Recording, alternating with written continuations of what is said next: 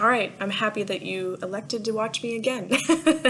And because we're a small class and because it's a class made up of women, I feel like I could be a little bit more of my true feminist self when I'm giving the second part of this lecture today.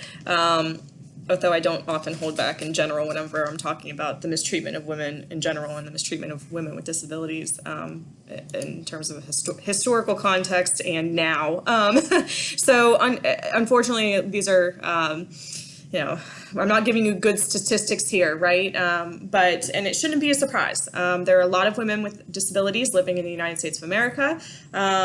Unfortunately, these women are less educated. There's a higher rate of unemployment. There's higher rates of poverty.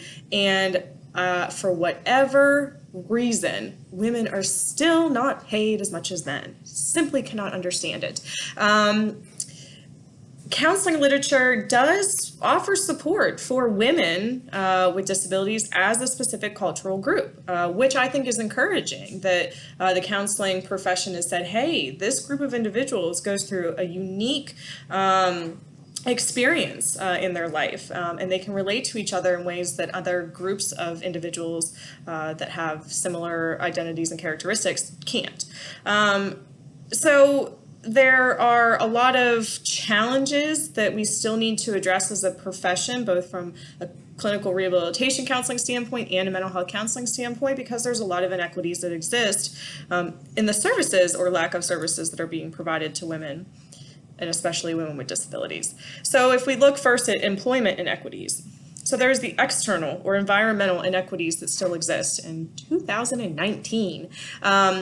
Within the workplace, women are not being paid as much. Women with disabilities are not being paid as much. Of course, within training and education, of not being afforded the same opportunities, not being thought of for promotions and advancement in the same way. Women who take time off to have children are, not treated the same as men who may take time off, and they're not treated the same as men in general if they do take the time. There's a lot of different social stereotypes, basically that women can't do things, that women can't do certain types of work. And that, unfortunately, in the society that we live in today and the political hotbed that we're living in, those opinions are being voiced more and more often in public forums, that women just can't or should not be able to do certain things. And that does seep over into VR services. It does. Still, and research has been done and probably will continue and should continue to be done on the services provided to women with disabilities within the VR system and how they look different than what's being provided to men.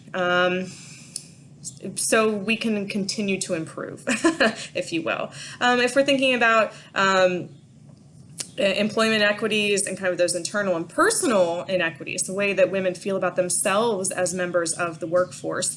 A lot of times women will devalue themselves. They're not able to do the job that a man can do. Maybe they don't have the skills or abilities. Maybe because of society and the societal perception of a woman needing to be a mother and caring for a family, a lot of times we will make decisions based on our families, and whereas a man might not do that. And there can be a lack of disability self-awareness. So, the power comes in numbers, and whenever groups of individuals with disabilities get together and they speak up on topics, there can be power in numbers. And there can be a lot of growth that comes from working with others with disabilities who are like ourselves. And so there can be a lack of that support within workplace environments for women with disabilities.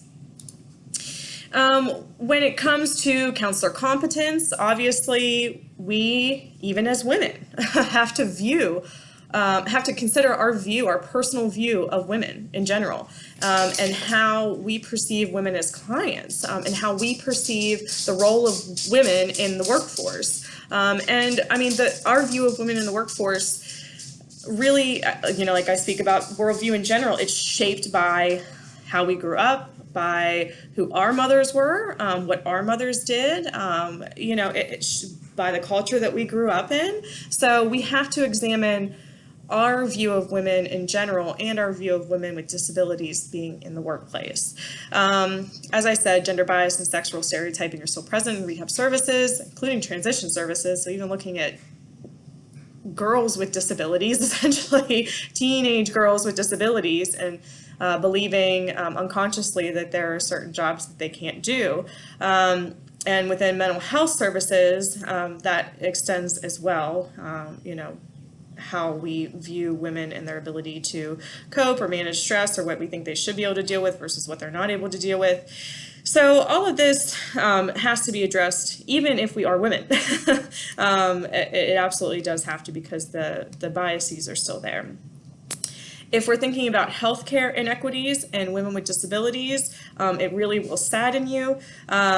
Women with disabilities are more likely to have secondary conditions, and they're more likely to have difficulty getting a diagnosis in the first place when compared to their male counterparts. Women have to advocate for themselves more, especially women of color, and we can oftentimes be that support system for our clients who are women with disabilities, to be a sounding board for them, to get them connected with the right resources, and to help them self-advocate so that they can get the services that they need from our healthcare system.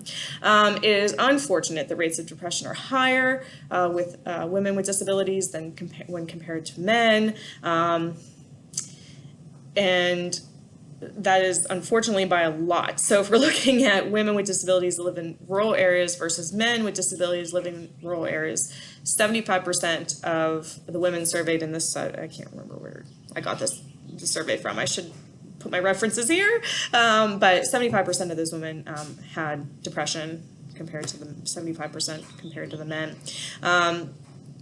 And more of the women with disabilities had moderate or severe depression. So women with disabilities are less likely to be offered these routine screening services, breast cancer, cervical cancer. It goes back to women with disabilities not even having annual exams with a gynecologist, and that starts from a very early age, and that, am I getting into the next slide here? Well, role of counselors, I kind of already touched on that. But women with disabilities are often perceived by society as not having sexual desires, and so they're seen kind of in that childlike stance. This also goes for individuals, women with disabilities that have intellectual disabilities. So it's basically, when we think of this, if we're thinking about doctors' offices, part of it is accessibility. So if a woman is using a wheelchair and needs to have an annual exam, is the doctor's table accessible? Can it get lowered down enough to where the woman can actually safely transfer onto the exam table? Can she get positioned in the right way? Does she have support people there to help her? So oftentimes, because of these physical and environmental barriers, women just opt out of it. They just say, I'm not doing it. It's not something I need to be doing. Women with intellectual disabilities, it may be that their caregivers say, well, she's not going to be having sex. So why do I have to take her and get her annual exam? Why do I have to get these screenings? Why do I have to consider birth control? And that is a wrong way of thinking, to be short about it, because anybody of any age, regardless of disability, will have sexual desires. So our role as counselors can be to provide education around the importance of getting these screenings done, education around different resources that are available. We can provide education on exercise and the benefits of exercising. We can work with health insurance companies to advocate for services. We can work with physicians to ensure that our clients' needs are being met, so that they're making the changes within their facilities, within their doctor's offices, so that our clients can get access to those services. So I kind of reviewed sexuality. And when we're thinking about sexuality and women with disabilities, the onset of disability and personal factors can impact how a woman with a disability views herself and her sexual self-image, essentially. So if somebody acquires a disability later in life, it may be that her self-identity is impacted more than a woman with a disability who was born with a disability.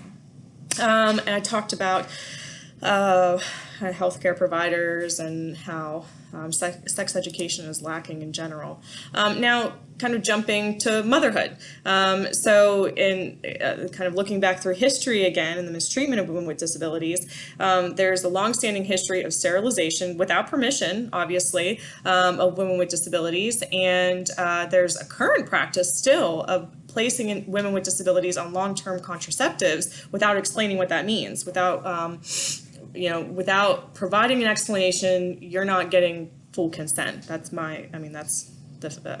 what happens. You're not getting full consent from your patient if you're not fully explaining the risks and the benefits and the purpose of being on a long-term contraceptive. And there's kind of this widespread lack of understanding of how a woman with a disability can get pregnant, how she can maintain a pregnancy. If we think about the video that we watched when you guys were in for your immersive week and the woman that was using a wheelchair that had a baby. I think back, I showed that video whenever I was in my doctoral program, early on in my doctoral program, and I will never forget that one of my fellow students, the first comment that he made was, "How does she have a baby and where's the dad in this picture?" And I imagine that the look that I gave him was not a good one because it was an ignorant comment, on one hand, but there really, to be fair to my classmate who was a white male, there just is a general lack of understanding of how a woman with a disability can get pregnant, how they can carry pregnancy full term, how they can give birth, why would they want to, and how they care for a child. Now, obviously, medical advancements are supporting all of this, right? And there are support agencies out there for women that have children. There are support groups out there as well. There are support groups specifically for women who have children that use mobility devices or have spinal cord injuries. I can't remember which one it is, a combination of both. But there are support groups out there for women with different disabilities that are mothers. And so our role as counselors can be to ensure that we get our clients connected if they feel like they would benefit from that support. And these aren't necessarily community support groups. A lot of the support groups are Facebook groups. They're online anymore. It's the beauty of technology is that people can oftentimes get support from others that are in similar situations without actually being physically present with them. Abuse and violence within the disability population is an issue, obviously. When it comes to women in particular, it remains an issue, underreported probably, or left unreported. There's physical abuse and emotional abuse. There's a difference between the two. It may be that a woman with a disability is being physically abused. It may be that she's just being emotionally abused. Maybe her caregiver is gaslighting her. Maybe her caregiver is saying, unless normalizing things that shouldn't be normalized. Maybe a caregiver is withholding medications unless that woman with a disability will perform different sexual acts for the caregiver. I mean, you name it, it's happened. And the one article that I put out there is about hate crimes, and I think there's a section in there that speaks to women with disabilities and hate crimes. But we have to kind of consider an expanded definition of abuse in the context of women with disabilities, because a woman with a disability may be very dependent on their significant other or caregiver. The forms of abuse can be virtually unrecognizable if we're not really trained to look for it. Again, like withholding food, not allowing somebody to use the restroom, not helping them use the restroom. All of those are forms of abuse that happen. And really the abusers can be friends, caregivers, family members, staff members, you name it. There's a high percentage of women reporting abuse. I think what I meant to say earlier was what happens when somebody reports is where there's a difference there. There can be barriers to receiving assistance. I think I mentioned that. And we can also, because we're going to be mandated reporters as counselors, it will often fall on our shoulders to actually report these incidents of abuse. So I encourage you as I wrap up here to think about what areas of social justice could emerge in your work? What populations do you want to work with in particular? How do you see social justice issues coming up in the conversations that you're having? How do you prepare yourself adequately to work with individuals that have historically been oppressed and marginalized and are still currently being oppressed and marginalized? What activities could you see incorporated into your learning experience within this program? And that's where I kind of open this up to you all. I would welcome suggestions. If you feel like wrapping it into the discussion board this week, please do. Please feel free. Because to me it's important, and I think issues of social justice can be incorporated into every course within a KCREP accredited program, or have a single course that's separate from the multicultural cultural issues course. So as you can tell, it's my passion. But I hope you all enjoyed this module and are probably looking forward to the next one, which is the last one. So with that, I'll leave you guys to your readings and the discussion.